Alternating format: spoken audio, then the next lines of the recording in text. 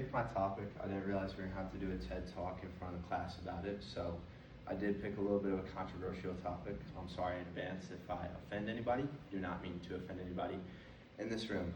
The topic that I picked is gun deaths and gun crimes, and I wanted to find out what the contributing factors were to the issue.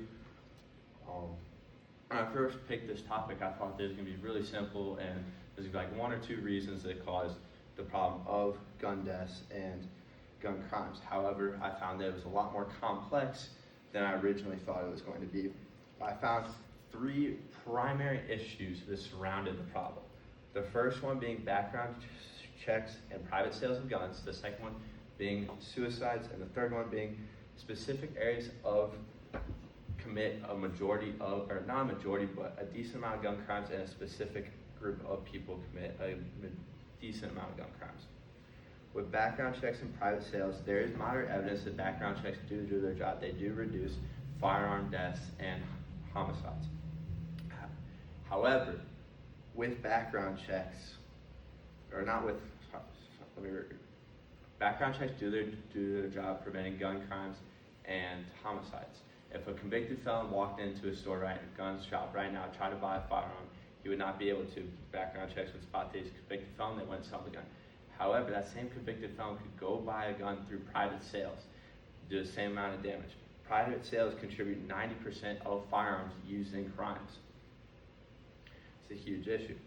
With the specific areas and subgroups of people, going back to early 2000s, 77 counties of over 3,000 counties in the United States contribute to 27 to 28% of county firearm homicides annually. That means that only 77 counties of the 3,000 counties in the United States contribute to more than 1/4 of gun crimes. Now, with that, research has been found that people will go into these areas and they'll clean up those areas, because usually these areas are run down and they're not very nice. So they'll go in, they'll clean up this area, and it'll actually reduce the gun crimes in that area. It's very fantastic. If we all went and cleaned up like an underprivileged area, it would reduce the gun crimes there. We can reduce gun crimes in certain areas. However, with the specific people in 2016, 51.3% of those convicted of federal gun crimes were African American. It is a big issue. I'm not saying that it's just African Americans, but I'm saying that a specific subgroup caused a majority of gun crimes. However, there's an even bigger issue than just skin color. Domestic violence is one of the biggest predictors of someone going to be convicted of a gun felony.